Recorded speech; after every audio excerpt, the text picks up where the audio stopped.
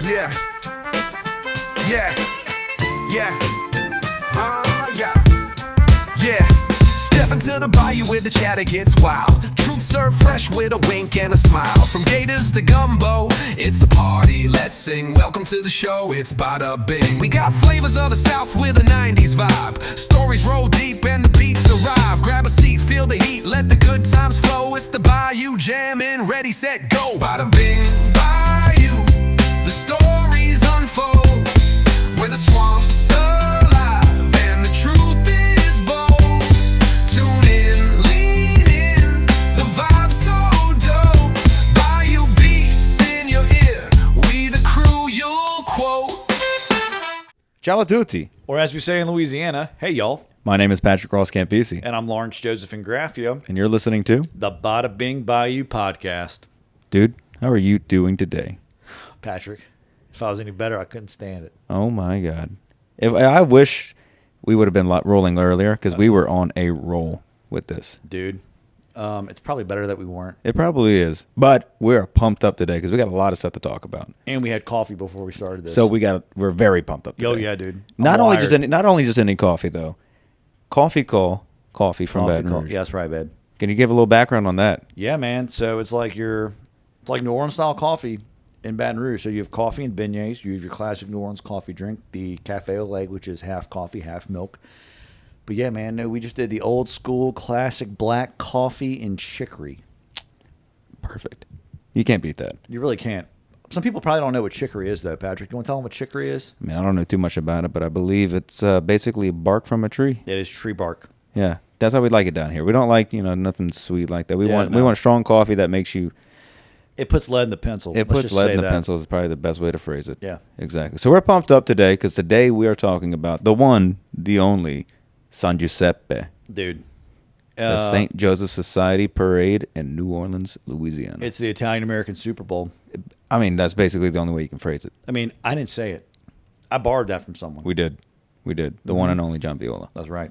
So, and if he said it, it must be true. It's got to be true. I mean, I've been. This is now my third or fourth year doing it, and I don't see a year I won't be doing it. I've been a dues-paying member for 4 years now. Like whenever I moved to New Orleans in 2020, at the start of law school, I joined the society. Obviously, we didn't have the parade in 2020 due to COVID. But yeah, man, I've been a member for 4 years, and this was actually the first year that I marched in the parade. What's your thoughts? I freaking loved it. We don't want to give away too much too early. No, we don't. But I'm doing it again. I'm doing it for the rest of my life. That's right. Bringing the whole family in. Until I can't walk anymore. Well, this is something that we had talked about in a previous episode, that that St. Joseph Society, the parade, it used to be like 1,500 guys marching in this thing. And I mean, we still had a sizable presence, but it was like 300. I know. Which is a lot, but it's not what it used to be. No. Right? And I think it's important for this next generation to pick up that baton and keep moving forward. So you have to. We're even considering possibly with the lodge here, having a float in the parade. I know a lot of people from other organizations nationally are wanting to put their own floats in the parade. They should. And I think what better way to get exposure for what you're trying to do than be partying with us in New Orleans. I know. So let's give them, at least for this year, a rundown of what that week looked like, because it was jam-packed. Well, we got to start on Friday if we're going to start somewhere. I would say we start on Wednesday, San Giuseppe. Oh, La Festa di San Giuseppe. The actual feast day of St. Joseph. Yes, that's a good starting point. So if you're able to fly in or come, if you live in Louisiana, South Louisiana, all the St. Joseph's altars are on St. Joseph's Day. I mean, you could spend an entire day trying to hit all of them, and you won't. You won't. There's just too many, which is an amazing thing to have. Oh, yeah. I mean, well, also it helps when you're in, the 504 New Orleans, Metairie, Kenner area that there's a Catholic church, every 2 blocks. Yeah. So, you have that advantage. And I'd probably say 95% of all of his churches all have altars. What is that church you showed me? That was St. Francis Xavier. That one, I mean, this thing is magnificent. The altar is so big they had to move it out of the church, and they put it in their little gymnasium. Really? It's huge. There's a book about, I forget the exact title, but it's about how to properly do a St. Joseph's altar. Yes. So the author is Sandra Scalise Juno. She's here from Louisiana. Right. She spent almost like a year in Sicily with the traditional women over there who have been doing these altars for decades, and they're in their 80s, she learned how to properly do, not just how to do the altar, but like why you've got the 3 different levels of the altar, why you had the different fruits and fish and all these different things that you place and on the those shallot altars. bread and Exactly. everything. Yeah. It's I mean it's a legitimate tradition, especially. Did she touch on women stealing lemons from the altar? She did. So, for those of you ladies that don't know about that, yeah, I'm gonna take this one. You go ahead, brother. If you're a young single woman and you're out in the world and you're looking to get married, there is a tradition related to the St. Joseph's altar, and this is it. If you steal a lemon from the altar and you are not detected, tradition holds that you will fall in love with a guy and be married within a year from the altar, or at least be engaged. At least be engaged. At least be engaged. I actually know a friend of mine who did that, and within a year she was married. No kidding. Yeah. It's a beautiful thing. It is a beautiful thing. So we're going to start seeing a lot of altars know, without lemons on it moving forward. A girl I dated in law school, we went to go to the St. Francis Xavier altar, and I explained to her the tradition about the lemon, and I was like, hey, you should steal a lemon. She's like, I'm not doing that. And I was like, the writing was on the wall. The writing was on the wall. Didn't see it. So if you ever find yourself down in New Orleans, you come up to an altar, maybe take a lemon. Take a lemon. If you're a girl. If you're a girl. If you're a girl. If you're a girl. This only works that way. It only works that way. According to tradition.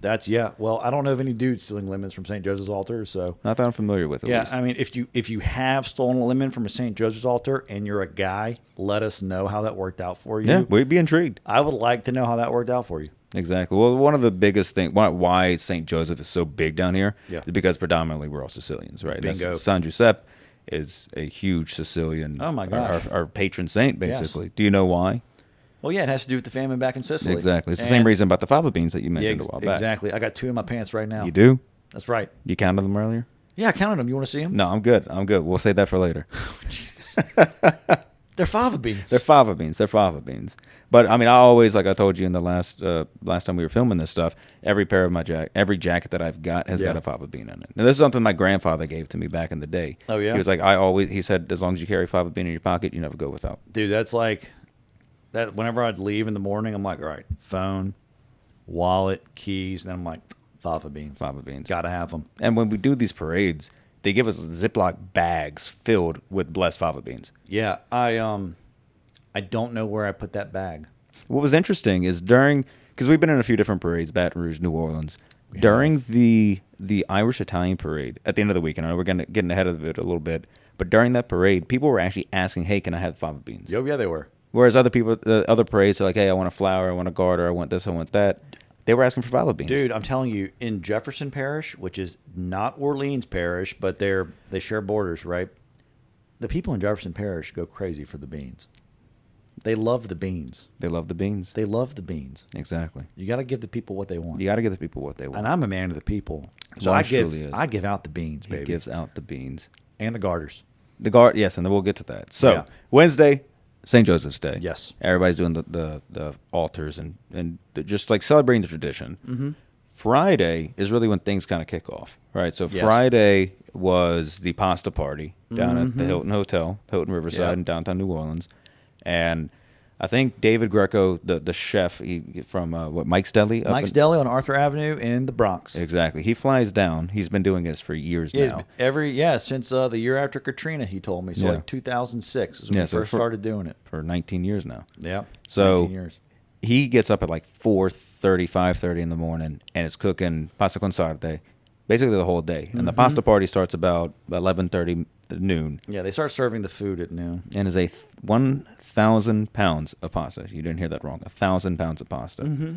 And they have a whole service. They got the presentation of different scholarships. It's a fun time. It's a good way to keep like the next generation engaged and involved. And then they just send it going. And it's a party. It's a feast. David's throwing. It doesn't stop. He's throwing pignoli. He's throwing all types of stuff. Throwing the cheese on people. It's like getting all the plates ready. Yes. It was insane. After the entire room ate, there was still hundreds of pounds worth of food. And they donate all that food to St. Vincent de Paul, the food shelter. Yes, they do. So after that, and that's a couple hours that we did this. After that, this year, our very own Charles Marsala, who we'll probably have an episode just on him, like have him on, because he has done so much for the Italian community, not just locally, but like nationally and internationally now. He led a walking tour of Little Palermo. Yes, you did. And you know, we didn't even hit everything. We did. I mean, there was like 60 spots on his little walking tour app. And we only hit maybe 6. Yeah, I was going to say 5 or 6. And we got like, and because he's done a lot of work, and some of these markers he actually put up himself. So we had such a deep history of everything that happened. And again, that's a 1/10 of what actually is all in the French Quarter, which back in the day, because of the Sicilian influence, used to be called Little Palermo. So we're walking through the French Quarters, but 3-4 hours of us doing that. Yeah, and I was wearing these shoes, and that was a huge mistake on my part because stupid me, we had to march in 2 parades, right? Yep. The next Saturday day, and Sunday. Saturday and Sunday. I was dying. It's a lot. You got to come prepared. You got to dress prepared. You got to come prepared. But you know, it went with the outfit. I couldn't I was like, hey, look good, feel good. It goes, La with bella the, figura. it goes with the outfit. That's right, baby. La bella figura. That's right. So as we're getting towards the afternoon, this is still like midday. We finish up the walking tour, and of course we had our crew of people from all over the country. Have never really been to Bourbon, never been in the French Quarter. That's right. The one and only place that we have to take everybody to who's never been, Lafitte's. Lafitte's. That was my idea. I take credit for that. Lawrence, that was his idea. And what did we get at Lafitte's? We got the purple drink. Why is it called Purple Drink? It's just a drink. It's just a drink. It's a drink. You'll find that on our the Southern Italian Americans Instagram page. Yeah, it's not a drink. It is It's a a drink. drink. It is spelled DRANK, drink. And it is totally worth it. Oh my God. If you like grape Kool-Aid and you like alcohol and you like frozen drinks, this is the drink for you. And I would say, because I genuinely don't like artificial grape flavor. Yeah. So I would look at, because I've had it before, but it was a while back. It's like, I don't know if I'm going to like it. Man, that was a smooth drink. I had 4 of them. I think I saw you double fisting quite a few. I did. Yeah. And then, so Big mistake. a big mistake. We'll Oh, get you- in. yeah, yeah. We might get into that. I don't know. Let just a note for all the listeners: don't mix purple drink and espresso martinis. Yeah, well, don't mix 4 purple drink and 7 espresso martinis. Yeah, that's probably not a recipe for a You good don't night. want to do that. You don't want to, unless you want to go to bed at 7:00. Yeah, I don't advise that. We would not unadvised, ill-advised. Ill-advised. Ill-advised. So, while Lawrence was sleeping that night, we had the dinner dance for the Irish Italian Parade, which again our very own Charles Marsala was the Italian Grand Marshal of. Mm-hmm. Such a cool experience, especially for him. I mean, he definitely deserved that, and it was just a really fun night. But I was exhausted from that, so I ended up leaving at like 9:30 and going to bed because we had such a big weekend planned ahead of us still to come. So we get up the next morning. Get up the next Saturday. morning. I think we maybe got breakfast. We did get breakfast. Yeah, we got breakfast, coffee, etc. While other festivities are going on, people from around the country are going out, trying out different little restaurants in New Orleans. There's another organization called Poggio Reale in America, which my family's Poggio Reale. We found out that Lawrence's is as well. That's right. They hosted I think it was their second or third biennial reunion down in New Orleans. Mm-hmm. And they had the big get-together for everybody. We had a guy from Australia flew in. Yeah? Pietro Maniscalco. He's a Cavaliere down there. He's from Poggio Reale. Originally moved over there and has done great things in Australia for the Italians, the expats over there. Didn't you tell me, and I don't want to cut you off, didn't you tell me the mayor of Poggio Reale came? He was supposed to, He was but he did supposed send to. a videogram for okay. us. Okay. Carmelo. Yeah, awesome guy. That was nice of him. No, I mean one of the great things about the mayors, especially in the small towns and Poggio Reale specifically, because there's a whole history of it, and you definitely look it up if you're interested. It's known as like the ghost town of Sicily because of the earthquake that hit in 1968. And I won't geek out on all the details of it, but they're very proud and very happy to see any type of engagement from the Poggio Reale around the world who want to help support that community. So he's been very welcoming and very open to us and going back over there, visiting the old town, helping us get family records and all of these things. But he did send a little videogram for us. Nice. So we go through that. I end up having to leave a little early because we got to get ready for the parade. And Lawrence, I forget what's that place called, that shoe store you went to, because this is a really cool thing. The shoe store, Uh-huh. Golden Goose. Golden Goose. I'd never heard of it before. They're but made in Italy. the kicks that Lawrence got for the parade, that was beautiful. Dude, I could do an episode just on shoes. I think we could. we should. I think we should. Oh my God. Because Yeah. on these shoes that he got the Trinacria, Yes. the Sicilian emblem, That's right. the 3 legs, Medusa's head in the middle, In the middle of Sicily. in the middle of Sicily. And then on the other shoe, someone was like, oh, you should do like a quote or something. And like the first thing that popped into my mind was leave the gun, take the cannoli. So I ask you, which quote would you put Yeah. on your shoe? You can't do better than mine. We'll have But to you see can what they try. say. We'll have to see what they say. I guess we will. Leave the gun, take the cannoli. I know. Maybe I should have worn the shoes for this episode. We might have next time. Next time. So Next time. we get the shoes. It's a race to the finish because we get started like 2:30. All the guys are dressed up in tuxedos. Oh, wait. Oh, On the note about tuxedos, I'm not going to name names. I'm not going to name the business, my dry cleaner. But I brought my tuxedo to the dry cleaner because I knew that I wanted it looking fresh and crisp, ready to march for the parade. And what does my dry cleaner do? My dry cleaner takes my black tuxedo jacket and hangs it with navy blue dress pants. the audacity. Right. So when I am packing on Thursday night, because I'm heading down on Thursday night, go stay at a friend's, and then I'll already be in New Orleans. I grab the tuxedo jacket. There are pants that are got the little twist tie, with the hangers on it. So I'm thinking, all right, I'm good to go. Tuxedo's ready to go. The whole set, yeah. Whole set. I'm ready to roll. Got my suspenders, got the cummerbund, the bow tie, the cufflinks, the studs, everything. I'm like, I'm ready. Well, it's time to get dressed for the parade. And I put on my pants. And I'm like, Stamina. He calls me in a frenzy. I'm heated. I'm still heated. I'm still not over it. He was griping about this earlier today. I'm still not over it. And this was weeks ago. I am wearing a black tuxedo jacket with navy blue dress pants. Thank God they're a dark navy. Mm-hmm. Because, to the blind eye, You in couldn't public, tell. you You really couldn't couldn't tell. tell. But I knew. But he knew. And it pissed me off. But even outside of that, you rocked it. Well, Nobody knew because we were having such a good time. Yeah. So 2:30, 3 o'clock, we get down there. We start drinking, eating, everything. Yep. Pat brought his limoncello. As one has to. Some limoncello, the fragola as well. We had a good time. Then the parade float started getting up. They actually have, leading the parade, they have an altar float. They and do. It's real fruit on it, real food. So fun little story, all like the debutantes and the maids in the parade. If they're on the parade float, they'll be like taking some of the food and eating it on because there's a couple hours in the parade. Again, one of the only parades, if not the only parade. No, it is the only parade. The only parade that processes through the French Quarter. That's right. With floats. With floats. So they bless the altar. Everybody's getting set up, and it's just a party of Italians roaming through the streets for like 4 hours down Canal, down we went down Bourbon. The floats couldn't, but I mean down all the streets throughout the French Quarter. That was a fun time. There was a great wasn't, time. Unfortunately, because of what happened. New Year's, Yeah. things were a little bit different. Yeah. A lot more security, but just people, the energy, it's been a little bit more laid back, a little bit more reserved than it would typically be in New Orleans. But still, people who were out there, there's people who go out there and they're like, oh my God, the Italian parade, I love this. There's other people who just show up because they just happen to be in New Orleans. They're like, what the hell is going on? There's like an Italian invasion of men in tuxedos and Italian music, Dean Martin and all this stuff. Joke's on you. We've always been there. We have always been there. So we finished up the parade that night.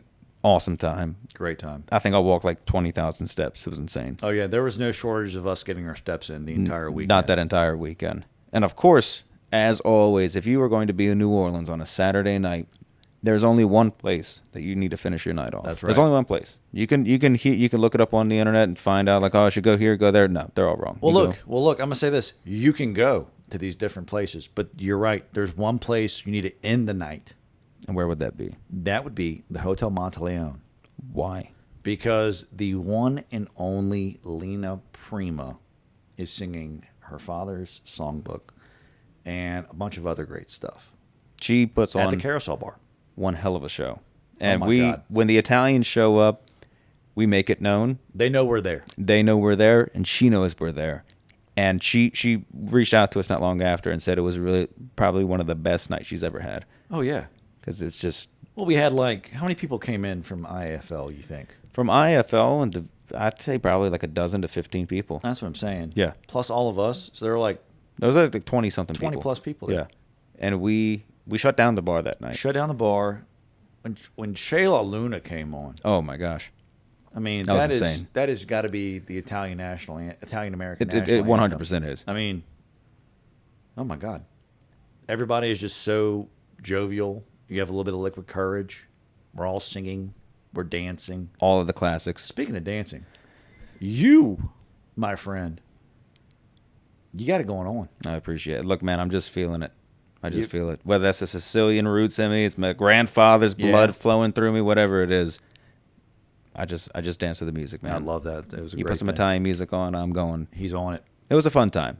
You'll definitely got to come down for this. Mm-hmm. And after we shut down the bar, because they shut down at midnight. The Yeah. party doesn't stop then. No.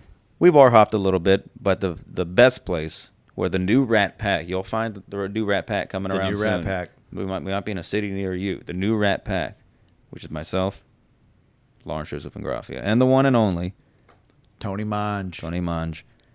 We closed out the night at the Cat's Meow. The Cat's Meow. Doing karaoke to Frank Sinatra's That's Life. It Was That's Life. It was That's Life. And before we went on, I said let's kill this parade, or like let's kill this party, because I was thinking, it's an Italian American song from the 1940s, whatever. People are gonna like it. And the place loved it. Oh, they did love it. Oh my gosh, it was insane. Well, I think a lot of people were ready to go at this point. It was like and me and Tony were like, "Oh no, y'all are not leaving." Yeah. And people are like, "Why can't we leave?" I'm like, "Well, me and Tony haven't sang That's Life yet." That's right. And then you're at the bar. I point at you, and I'm like, "Patrick, come here." One of my favorite songs. You're like, "What are we doing?" I'm like, "That's Life, Frank Sinatra." You should have seen the gleam in that man's eyes. He lit up like a Christmas tree. Well, I mean, anytime I'm singing Frank Sinatra, again, we talked about karaoke in a previous episode. Yes. I'm a fanatic for karaoke now. I can't get enough of it. You can't. You can. It's so good. It was awesome. So we finished out the night like 2:30, 3 o'clock. Yep. Only to get up at like 7 the next morning to go march in the Irish Italian that Parade. was an early That was day. a long day. A fun time. But a very long day. So we get set up for the Irish Italian Parade. And not only is this just like a weekend of Italian fun, this was a very special weekend. Because, again, our friend Charles and mentor Charles Marsala was the Grand Marshal, but even a step further than that, because they had to they had to cancel one of the parades and reschedule it because of weather. That's during right. Mardi So Gras. Fat Tuesday, Jefferson Parish, they canceled the Mardi Gras parade that was supposed to run. And so the Irish Italian Parade and this Mardi Gras parade were going in tandem with one another. Which was like 150 plus floats. Oh, yes. 350,000 estimated total attendees for the parade. Oh, it was wild. Marching 4 miles, give or take, throughout Metairie. Mm-hmm. Probably, I mean, every parade that we've done, and there's quite a few that you can, whether it's Italian or not, is different. It's a different environment, it's a different experience. That's probably one of the most fun parades I've ever been in. Jefferson Parish knows how to have fun. Not that New Orleans doesn't, but there's something different about Jefferson Parish. They go crazy. It was awesome for the Italians. Yeah, and they because Irish and Italian, so there's a blend. There's a blend, but the Italians are the ones leading that. We were the ones. I was like the float that is like we can't go past this float. Like, if you're a marcher in the parade, I was right behind that float. I was like, we are leading the way. So one of the things that because I was in the Columbus Parade last year in New York, parades outside of Louisiana or outside of really the South, I would say specifically Louisiana, but they got some Mississippi, Alabama, Texas, right? But like north of the Mason-Dixon line, they just wave at everybody, and it's just smiles and waves. But they don't. When I got up there, I was like, so what are we throwing? Like, what are the throws? Where are the throws? And they're like, what are you talking about, throws? What is this, like a throw pillow? I was like, no, beads, whatever. Flowers. Stuffed animals. I mean, if you go to the Mardi Gras parades, they've got the coconuts for Zulu. Yeah, they do. They've got I forget the name of that. Muses. I mean, they got all types of stuff. Javelin. Like, they got all types of stuff. Yeah, they do. Really cool. For us, the Italians, we show up in a different way. We always wear tuxedos. That's right. We got flower canes, and Lawrence and I actually had some custom flower canes done. We did, babe. Custom flower canes, and I think probably the highlight of most of these parades are the Italian garters. Oh, dude. I don't know if we have one around here, but I don't see any. The Italian garter, it's like we're getting ready for war. We load them up on our arms, cutting off the circulation, and we're just ready to go when we're walking through the parade. So we're walking down the Irish Italian parade, and you just see Lawrence bouncing side to side, just knocking out, throwing out flowers, handing out flowers, throwing garters on people left and right. I mean, I didn't see. You just see a blur of Lawrence going back and forth. I was in my feels. Lawrence was in the zone. It was a great day. He was locked in. It was a good day to have a good day. And everybody, I think, had a great time because of you. Well, that's real flattering. I had a great time because of everybody else. There we go. But yeah, funny story about the garters. So I see this very attractive, older, blonde woman, looks to be in her 50s. And I'm like waving at her and pointing at her. We make eye contact. I'm like, you look like you need a garter. She's like, put one on me. She's wearing like blue jean shorts and like white cowgirl boots. She got a shirt that says, I love it. I love Sicilians. And I'm putting this garter on this woman. And there's this like young man in a tuxedo standing next to her. And he looks at me and he's like, what the hell are you doing? That's my mom. And I was like, your mom's a beautiful woman. She needs a garter. She was like, thank you, sweetie. I was like, yes, ma'am. Breaking hearts in Jefferson Parish. That's how it goes. Wouldn't be the first time I've done it. Wouldn't be the first time, I suppose. Whoops. Who said that? It's a fun time. It's definitely for those who come from out of town, out of state. You're not going to know what to expect, and we can't really give expectations for it. You just got to experience it. No, you got to come down for it. And you know what? Shout out to the guys from IAFL that were there on Friday, Saturday, and then even made it out to the parade in Jefferson Parish in Metairie on Sunday. They didn't skip a beat. They were there for everything that happened. Were. They were fully trying to embrace what it's like to be in New Orleans. Oh, yeah, they did. And take it in for what it is. Yeah, they did. And I think they knocked it out the park. So shout out to those guys for coming down. Because, I mean, look, it's a commitment. You got to fly. You got to drive. One guy drove from Atlanta. I know. I mean, it's a big ask. It is. But you won't regret it. And one thing that they said is they're coming back next year. They said they're coming back. Yeah. And then I had a lot of other people after, we're all posting pictures of the weekend in the IAFL WhatsApp group chat. And I'm getting messages, left and right from all these different people who are like, dude, I got to come to this. I'm like, yeah, you do. Like, you missed out. So we had 20 people this year? Mm-hmm. What do you think we're going to get next year? I think, I'd like to see, I think 45 is doable. I think 45 is doable. So now we're counting on you. Yeah, this is on you now. Yeah, the ball's in your court. We've done our work. I mean, we have. We march in the parade. We're dues-paying members. We are. We recruit other people to come, and this is an open invitation, and we're expecting you to be there. And if you're not there, I'm going to be mad. One other thing to consider, though, is like you come down here, you're family with us. You are. I would think, not to be braggadocious in any sense, but I would think that those people who came down from out of state, they did make comments about this. The hospitality, that's not just like Lawrence and I, but just like from us Louisianians, not even taking a step further, the Sicilian Louisianians. Yes. You're like, it's double dose, right? We'll guide you around. We'll show you where to go. We'll go out to dinner with you. Like, we'll take care of you because that's what it's all about. That's what it's all about. Like, it's not coming down just to like experience it off to the corner and that's it. Like, you come down, you're with us. Mm-hmm. We're going to make sure you get taken care of. Exactly. And I think we did that. 100%. Yeah. 100%. I definitely think we did that. And, that's something I told people. I'm like, here's the thing about Louisiana. It doesn't matter what religion you are. It doesn't matter what your political affiliation is. It doesn't matter what you do for a living. But Louisiana is a very special place in that there's a very strong sense of community here, and it's even stronger when things are not so hot, like especially during hurricanes. Yeah, I mean, natural disasters, things like that. I mean, you have people that don't know each other from Adam, all pulling together because there's some lady who's trapped in her house with trees on it. She, it's raining outside, whatever. They're evacuating this old woman. No one knows her. I mean, that's just like, you hear stories about that like all the time, every hurricane season. And it's tragic, but it's also beautiful. Because where else do you have people who are so willing to give of themselves? Yeah. Yeah, 100%. So, Amici, this has been the Bada Bing Bayou podcast. That's right. My name is Patrick Ross Campisi. I'm Lawrence Joseph from Graphia. Ciao, y'all. Y'all come back now.